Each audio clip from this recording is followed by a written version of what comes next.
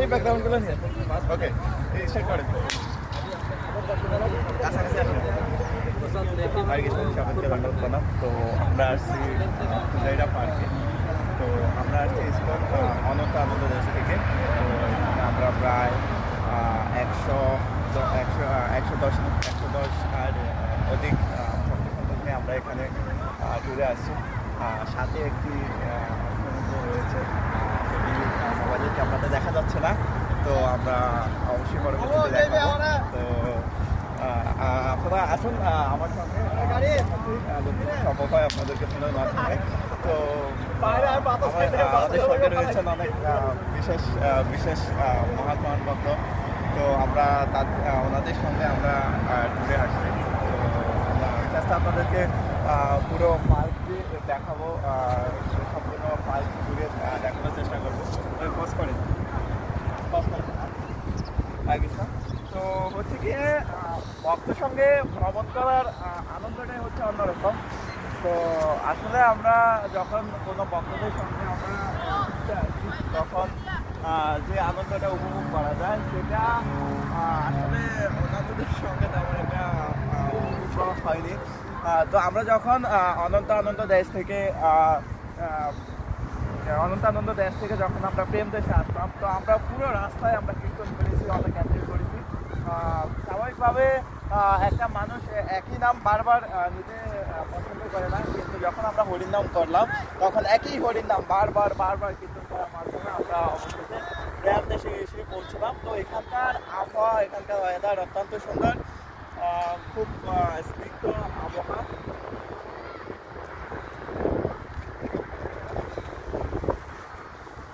এখানে দেখতে পাচ্ছেন একটা সুন্দর গেট, যদিও এটা ন্যাচারাল নয়, আর্টিফিশিয়াল। তো আমরা একটু দেখি কাজ করে।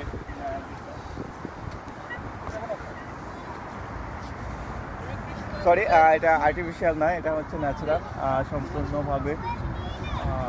এটা বিশেষ প্রক্রিয়াকরণের মাধ্যমে এটাকে বলা হয়েছে, তবে এটা আর্টিফিশিয়াল নয়, এটা ন্যাচারাল।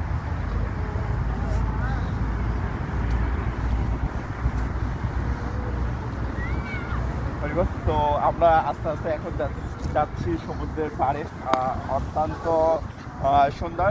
আমরা যখন সামনে যাব তখন সেটাকে আরো অনেক সুন্দর লাগবে। তো মামা যিনি ভিডিও করছেন উনি হচ্ছেন আমার মামা। তো আমরা মামাকে জিজ্ঞাসা করবো যে ওনার এখানে অনুভূতি কিরকম। মামা, আপনার অনুভূতি কিরকম আপনি আমাদের সঙ্গে শেয়ার করুন। এখানে সত্যি অসাধারণ লাগছে, অনেক বিশাল সমুদ্র সৈকত, সাথে ঠান্ডা আবহাওয়া, অনেক ভালো লাগছে, অসাধারণ সবকিছু মিলে। ওকে, আমাদের মামার মন্তব্য নেওয়া হলো। তো আসলে এটা হচ্ছে আমাদের একটা বিশেষ প্রাপ্তি বা বিশেষ সৌভাগ্য।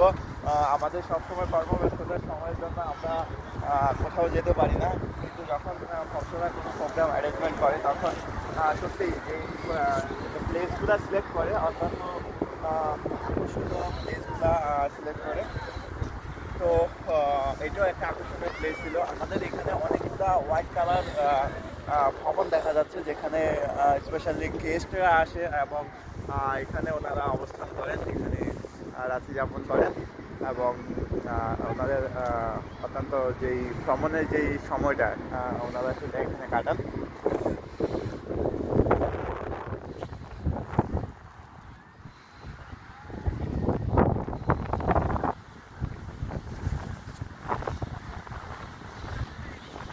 তো আমি আবারও বলছি যে অত্যন্ত স্নিগ্ধ আবহাওয়া, এরকম মনে হচ্ছে যে আকাশ মেঘাচ্ছন্ন।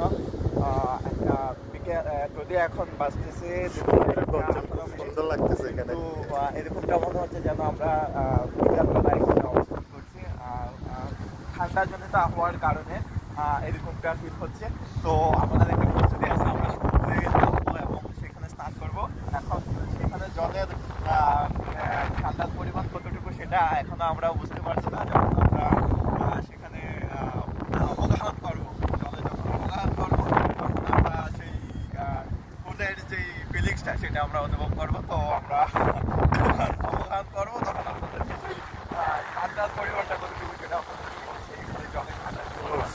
আমি তো এই গর্জনে চাই। প্রাকৃতিক পরিবেশ অত্যন্ত সুন্দর, ঢেউর শব্দগুলা মধুর শব্দ, ঢেউয়ের শব্দগুলো। তো আমরা আস্তে আস্তে আপনাদেরকে সেই ঢেউয়ের শব্দগুলা দেখাচ্ছি। আজকে উঠতে হবে। মামা আছে আমরা হরে কৃষ্ণ। তো আমি খুবই এক্সাইটেড যে আমাদের আসতে। তো আমরা অবশেষে সমুদ্রের পাহাড়ে এসে পৌঁছলাম। তো আপনারা দেখতে পাচ্ছেন কি সুন্দর কি সুন্দর অত্যন্ত চমৎকার যেই ঢেউগুলো আসতেছে আপনাদেরকে দেখাচ্ছি। মামা ক্যামেরাটা একটু এখানে করুন। অত্যন্ত অত্যন্ত সুন্দর সুন্দর আসতেছে। এই আপনাদেরকে কিছুদিনের মধ্যে ভিডিও করবেন এরকম কথা হচ্ছে। অসাধারণ। আপনার কাছাকাছি আছে দেখুন কত নিচ থেকে উপরে উঠে যাচ্ছে।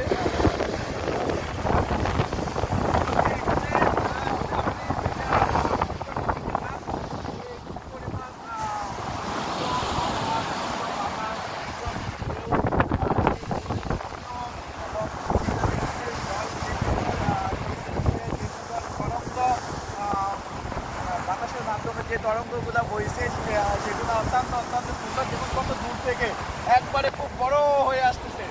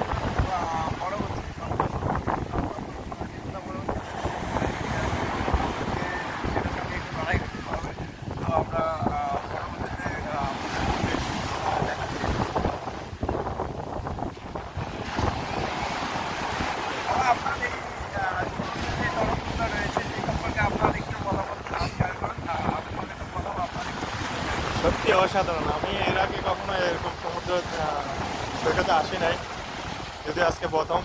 সত্যি আমার অসাধারণ অনুভূতি এখানে, বলার ভাষা পাচ্ছি না। সমুদ্রের গর্জন সত্যি অসাধারণ। আমার জীবনের সর্বপ্রথম এই সমুদ্র সৈকতে আসা আর কি। তো যিনি সবাই আসেন তো আমি অনেকক্ষণ বললাম যে মানে অনেকবার রিকোয়েস্ট করলাম যে ওনাকে আসার জন্য। যদি ওনাকে আসে তাহলে হয়তো আমার পক্ষে এই ভিডিওগুলো ভালো করে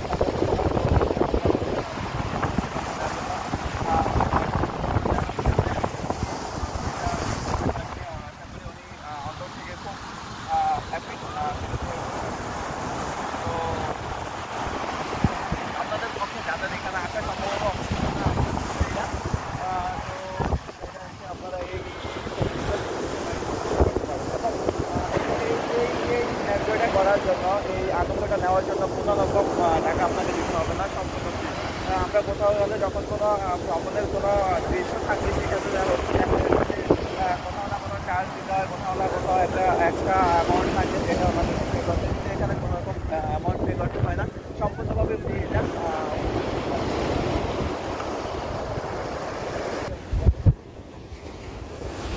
হরে কৃষ্ণ। তো আমার এখানে এই সমুদ্রের ঢেউ থেকে আমাদের ভগবত গীতার একটি কাহিনী মনে পড়ে যায়। যে ভগবত গীতাতে একটি গল্প রয়েছে।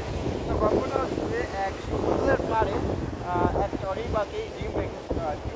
তো কী হলো, যখন চড়ুই পাখিটি চলে গেল তখন সেই ডিমগুলা সমুদ্রের ঢেউ এসে সেই ডিমগুলাকে নিয়ে গেল। তো যখন চড়ুই পাখি আমার সংগ্রহ করে আবার নিজের অবস্থানে আসলো, তখন সেই ডিমগুলা সেই জায়গাতে নেই, অন্য সমুদ্রে সেগুলো ভাসিয়ে তো চড়ুই পাখি সমুদ্রকে মনে করে বিনতি করলো যে আমার ডিমগুলো আমাকে ফিরিয়ে দাও, আমার বাচ্চাগুলো আমাকে ফিরিয়ে দাও। তো যখন সমুদ্র সেই কর্ণপাত করেনি তখন দেখো যদি তুমি আবার ডিমগুলো আমাকে ফিরিয়ে না দাও তাহলে আমি তো যখন এই প্রতিজ্ঞা নিল তখন অন্যান্য পশু পাখিরা বা অন্যান্য যারা সকলে হাসাহাসি করলো যে সামান্য একটা পাখি কিভাবে এত খেয়ে ফেলতে পারে। তো এখানে এটি সত্যি যখন কেউ সামান্য ব্যক্তিত্ব নিয়ে অনেক বড় প্রতিজ্ঞা নেয় তখন সেটি অবশ্যই এখন খাবার বিষয়ে পদ্ধতি হয়। তো যখন উনি প্রতিজ্ঞা নেওয়ার পর উনি এক ফুটো করে জল নিয়ে সেগুলো ভালোতে রাখতেছিল, কিন্তু এতে তো কিছুই হয় না, এত বিশাল সমুদ্র থেকে এক ফুটো জল নিয়ে কীভাবে যাবে।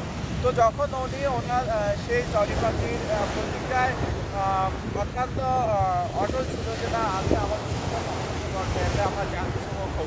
তো যখন এক ফুটা করে সমুদ্র থেকে জল নিয়ে মানুষ বলতে লাগলো তখন এই খবর চারিদিকে ছড়িয়ে পড়লো যে এক হরিণটা থেকে ছড়িয়ে পড়ার সংকট নিয়েছে। তো যখন এটা ভগবান বিষ্ণুর বাহন গরুর, আপনারা জানেন যে গরুর হচ্ছে মাটিদের রাজা ভগবান বিষ্ণুর বাহন, সে গরুর যখন জানতে পারলো এই সংবাদটি তখন উনি সেই চড়ি পাখিকে দেখার জন্য আসলো ভগবান বিষ্ণুর কাছে। তো যখন উনি আসলো তখন দেখছি চড়ি পাখির সকলকে অত্যন্ত অটল, উনি কোনোভাবেই পারছে না। তো যখন গরুর পাখি দেখলো যে না চড়ুই পাখি যথেষ্ট পরিমাণে প্রচেষ্টা চালাচ্ছে সমুদ্রকে ঘুরানোর জন্য, যদিও তার সামান্যটুকু হচ্ছে না, তো তখন গড়ে উঠে স্বয়ং সমুদ্রকে বললো তোমার যদি তুমি